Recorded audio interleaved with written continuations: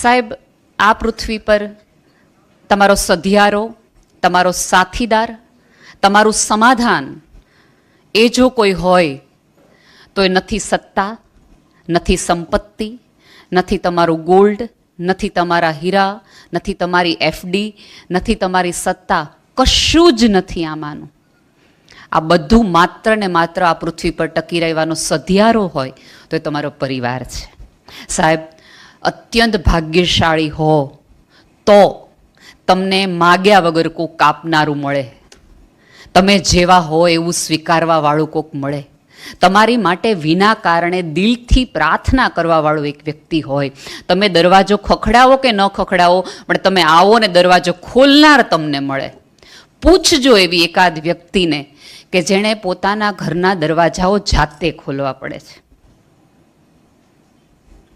એ લિફ્ટમાં, એ દાદરા ચડતી વખતે મૂંઝારો થાય, કોના હાટો જવાનું, જાવું કોની માટે?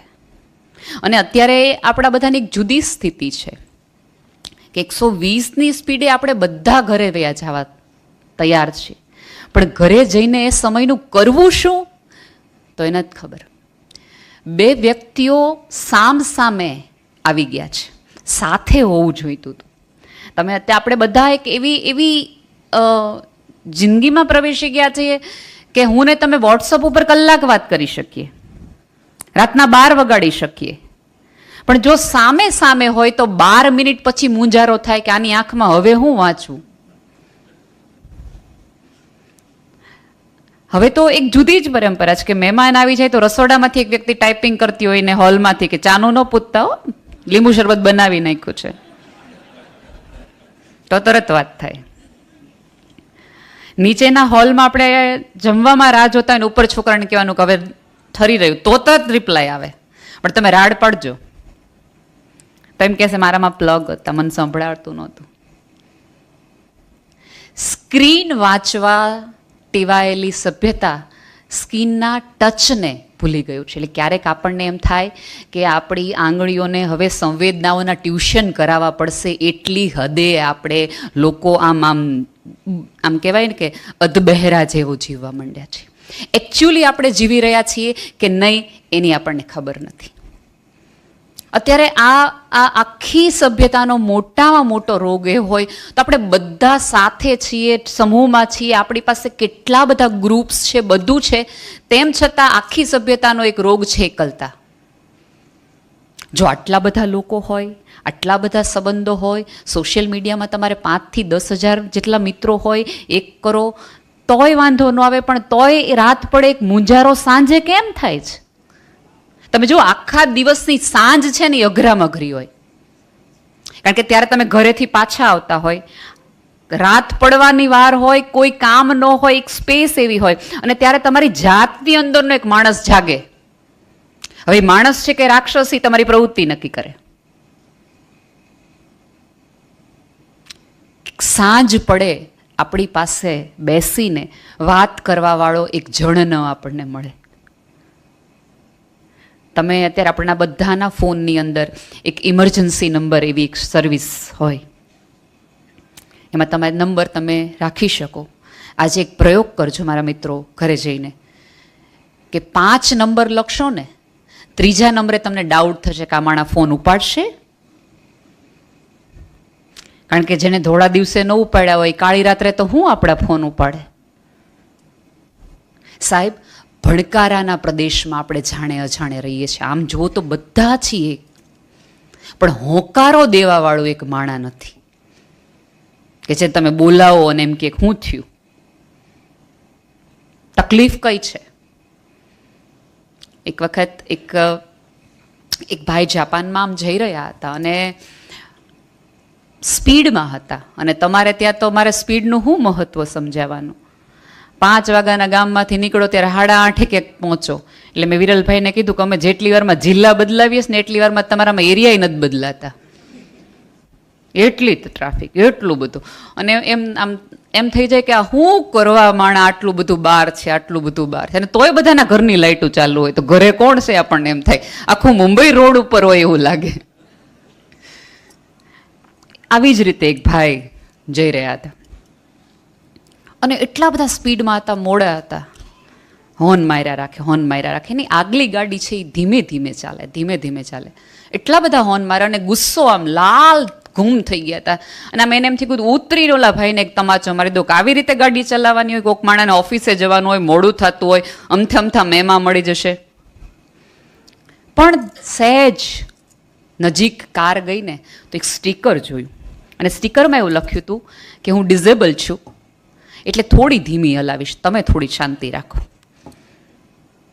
સ્ટીકર ઉપરનું વાંચન જોઈને ઓલા માણસને બહુ ગિલ્ટ થયું કે યાર ભલા માણસ બહુ ભૂલ કરી નાખી, ખોટા આટલો બધો હોર્ન મારીને ઓલા માણસને મેં કોન્શિયસ કરી દીધો. એની સ્પીડ થોડીક ઓછી થઈ ગઈ, એને ડાઉટ પડવા માંડ્યો પોતાની ડ્રાઇવિંગ સ્કિલ ઉપર. ખૂબ ગિલ્ટ થઈ. પછી એની નજીક ગયો, એણે એમ સ્માઇલ કર્યું અને એમ થોડીક આમ કાન પકડીને માફી પણ માગી લીધી એક એવા ઓલા સાથે.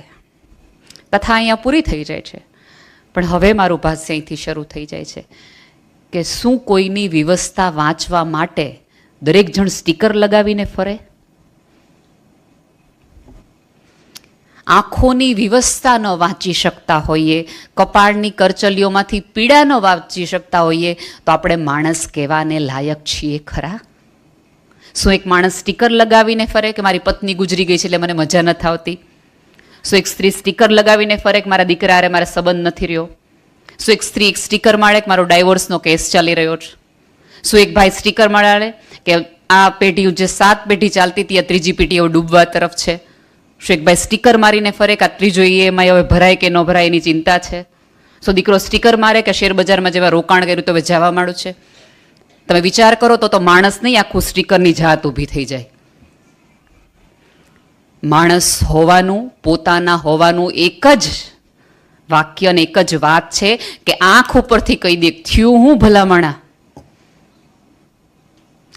આંખો ક્યારેક વાંચવા માટે હોય, જોવા માટે ન હોય. એ ખોલવાની આપણને આવડત નથી રહી. સ્ક્રીન ઉપર કંઈક સરસ મજાનું આવે, આપણે સવારમાં ઉઠીએ ત્યારે વોટ્સઅપની અંદર આપણને એટલા બધા પોઝિટિવના, એટલા બધા સંવેદનશીલતાના આવે કે 10:30 સુધીમાં તો આપણને એમ થાય કે આખી સભ્યતાનો ઇક્યુ, ઇમોશનલ કોશન વધી ગયો છે. આખી સભ્યતા કેવી સુંદર ને રૂપાળીને મજાની છે. 10:30 સુધી આપણે આવા એક વેમમાં હોઈએ અને ત્યાં એક બેંક વાળો, EMI વાળો આપણને મેસેજ આવે, એમ થાય બહુ કરી. હવે એણે આપણો મુર્ગો બનાવ્યો, આપણે કોઈક ત્રીજાને બનાવો કે આ કાઢવા ક્યાંથી? એટલે આપણે દોડમાં થઈ. સાંજ સુધીમાં જે માણસ નામનું પ્રાણી હતું એ વેર વિખેર થઈ જાય. આ બધી તકલીફોમાંથી, આ બધી મૂંઝવણમાંથી તમને જો કોઈ બચાવી શકતું હોય તો એ માત્ર ને માત્ર તમારો પરિવાર છે. હું મૈત્રીની વિરોધી નથી. આ જગત તો આખું અત્યારે આ યુગ જ મૈત્રીનો છે. અને આમ પણ હવે આપણા પરિવારો આપણે બધા નાના નાના કરતા ગયા છીએ. આમ જો તો વસુધૈવ કુટુંબકમની આપણે પરંપરાના લોકો છીએ કે આખું વિશ્વ મારો પરિવાર છે. પુરુષ માટે આખું વિશ્વ એનો પરિવાર છે અને સ્ત્રી માટે એનો પરિવાર એનો વિશ્વ છે. એ જુદી વાત છે. એટલે ઘણી વખત પુરુષોને એમ થાય તે કે આખું ઘરમાં રહીને આટલી બધી મજા હે ને આને આવે છે, પણ મજા એની આવે છે કે એનું વર્તુળ જ આટલું છે, એની દુનિયા જ આટલું છે, એનું વિશ્વ જ. એને વધુ આકાશની તમાજ એટલે નથી. એને બારીમાંથી દેખાતું આકાશ નહીં, પોતાના પતિના હૃદયમાંથી ધબકતું આકાશમાં એને મજા આવે છે. એની રોટલી ગોળ છે માત્ર એવું નથી, એને આટલું જ વર્તુળ રાખ્યું છે અને એને કેન્દ્રમાં એને પોતાનો પરિવાર રાખ્યો છે. આ જગતની આખી સભ્યતાનું ટકવાનું કારણ એ છે. પણ એમાંથી એકાદ વાયરસ અંદર આવ્યો, જેમ કોરોનાનો આવ્યો હોય. Me time, my space, my room, my life, my dreams. Family તો અવર હતું દોસ્ત. આ મી આવ્યું ક્યાંથી? અને તમે જુઓ, આખો ધર્મની શરૂઆત આ મીને ભૂસવા માટેની છે. હું મારા અસ્તિત્વને ભૂલી જાઉં, ઉપરવાળામાં મારું આખું અસ્તિત્વ ઓગળી જાય, એની માટે તો ધર્મ છે. આપણી પ્રાર્થનાઓમાં પણ હવે હું પણ વધતું જાય છે. મને આ જોઈએ છે, મને આ કરવું છે, મને ઓલું પહોંચાડવું છે. તમે જુઓ, આપણા પ્રાર્થનાઓમાં તે આપણે એવી વસ્તુઓ માગીએ છીએ કે જેમાં ક્યાંક ને ક્યાંક મારું જોડાણ હોય.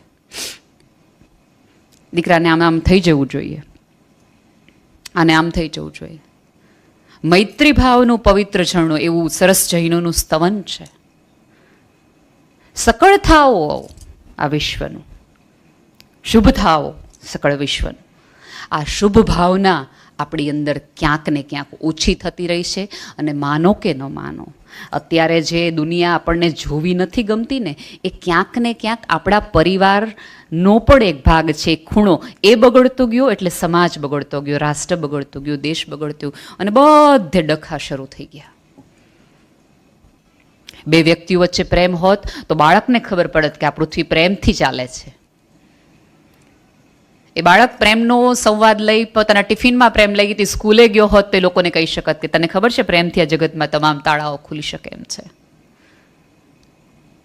પણ પ્રેમ સિવાય આપણે બધું જ કરવા રાજી છીએ. બે વ્યક્તિઓ વચ્ચે આટલા બધા સંવાદ ન થઈ શકવાનું એવું કયું આવરણ? અને તમે હાઇટોફેટી જુઓ સાહેબ કે આ જગતના તમામે તમામ અત્યારે જે પણ ઉપકરણો છે એ કોઈક ને કોઈક રીતે એકબીજા સાથે તમે કોમ્યુનિકેટ કરી શકો એ માટેના છે. અત્યારે સૌથી વધુ લોકોને ફરિયાદ એ છે કે એકબીજા સાથે કોઈ કોમ્યુનિકેટ નથી કરતું, શેર નથી કરતું. પતિને પત્ની સાથે તકલીફ એ છે કે તમે મને બધું કહેતા નથી, અને પતિની તકલીફ છે હું તને કહું તું સમજતી નથી. રાધર આવા બધા સાધનો પછી તો આપણી કહેવાની, સમજવાની એક વિચારધારા છે, એક ક્ષમતા છે, વધુ ખુલવી જોઈતી હતી, વધુ સમજતી હોવી જોઈતી હતી. પણ તેમ છતાં આપણે જો કન્ફ્યુઝ થતા જઈએ. આ પૃથ્વી પર તમામે તમામ ટેકનોલોજીની શોધ એટલા માટે થઈ કે માણસનો સમય બચે.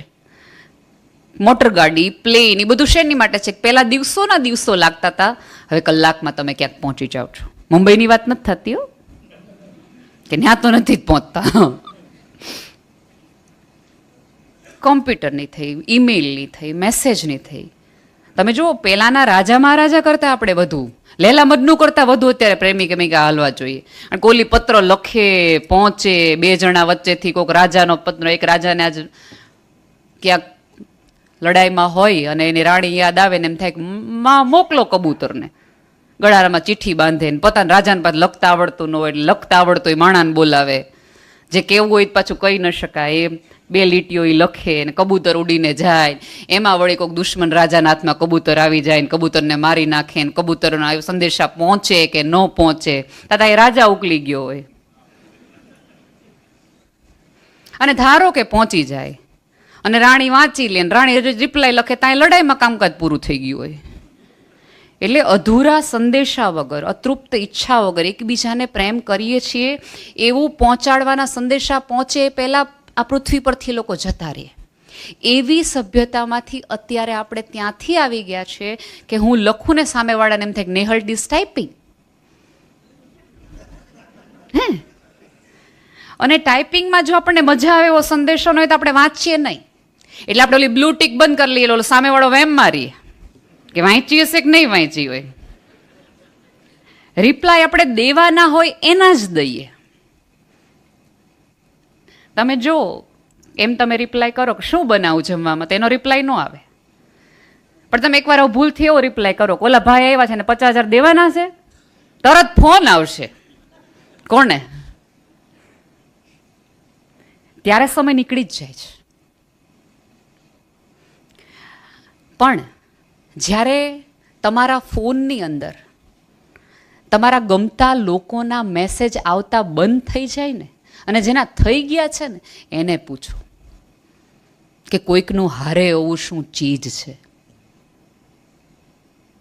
આ પૃથ્વી પરથી તમે મોડા આવો ઘરે અને સાહેબ એક વ્યક્તિને ફેર ન પડતો હોય કે તમે રાત્રે 12 વાગ્યા સુધી ક્યાં હતા. તમને 12 વાગ્યા સુધી બહાર રહેવાની મજા આવી જશે. જે ભાઈઓને કંટાળો આવે છે ને ઘડી ઘડી ફોન કરીને પૂછે છે કે ક્યાં પહોંચ્યા, એમની માટે હું કહું છું, પૂછજો જ એમને.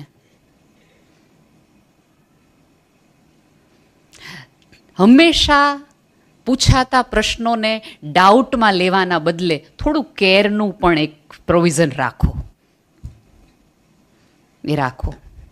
તમને ક્યારેક ઇરિટેશન થઈ જાય કે ના પાડી જ ગળ્યું ખાવાની, ના પાડી જ ગળ્યું ખાવાની, તોય ખાધા રાખો લાડવા. તમને શું લાગે છે જે સ્ત્રીએ તમારી માટે આટલા વર્ષો સુધી સુંદર રસોઈ બનાવી, તમને ગમતું હોય એવું અમે શીખી લીધા હોય, અમારા મમ્મીના ઘરે બનાવેલી દાળનો વઘાર અમે બદલાવી નાખ્યો હોય, 20 વર્ષ જે રીતે દાળ કરતા હોય એના કરતાં જુદી રીતે દાળ કરીએ, કારણ કે તમને તમારી મમ્મીની દાળ ભાવે છે.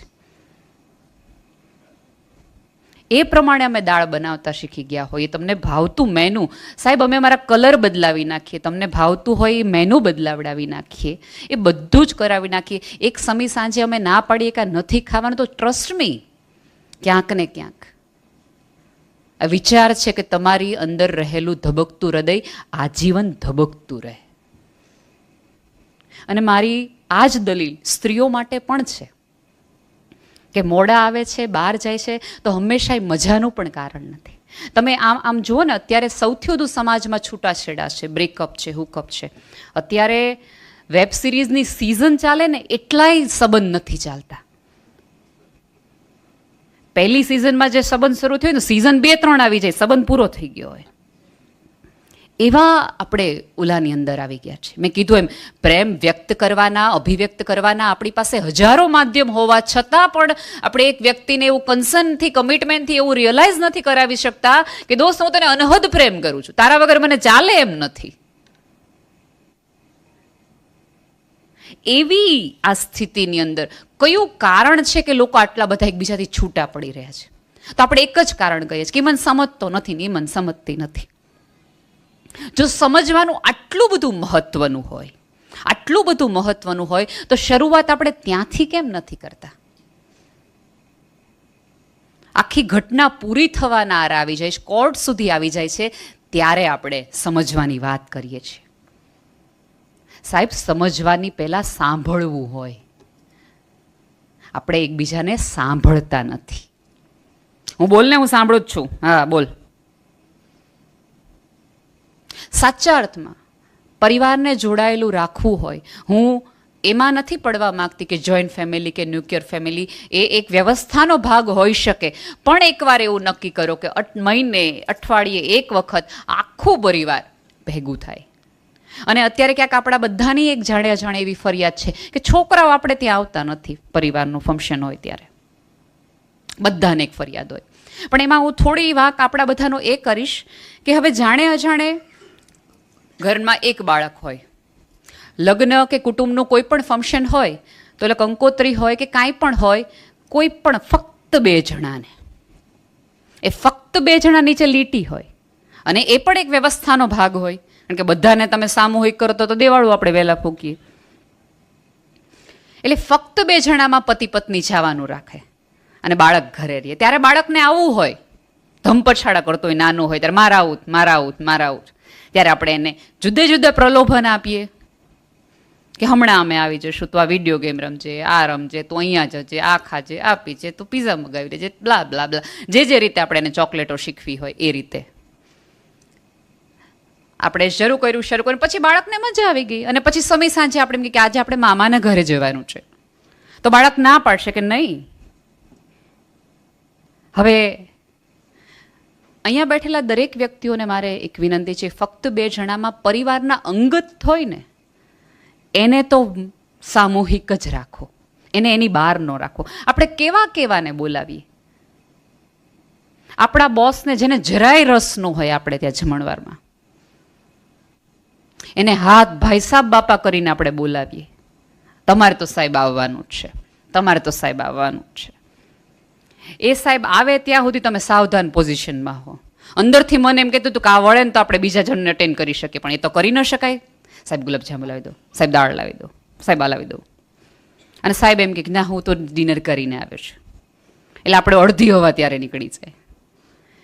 એક માણસને સાચવવા માટે આપણે બધા પોતાના લોકોને ક્યાંક દૂર કરતા ગયા. આપણે બધા અત્યારે તમે જુઓ, આપણે એક એવી સિચ્યુએશનમાં આવી ગયા છે કે તમને અજાણ્યા લોકો માટે આપણે એટલા બધા સોફ્ટ હોઈએ છીએ. કેવા ઘરના કોક એમ કે આ ભાઈ એટલા બધા હસમુખા, એટલે પત્ની આમ 2 આંખ કરીને જો, હે હસમુખા કે જે વળકે ચડતા હોય, હિલોડા લેતા હોય,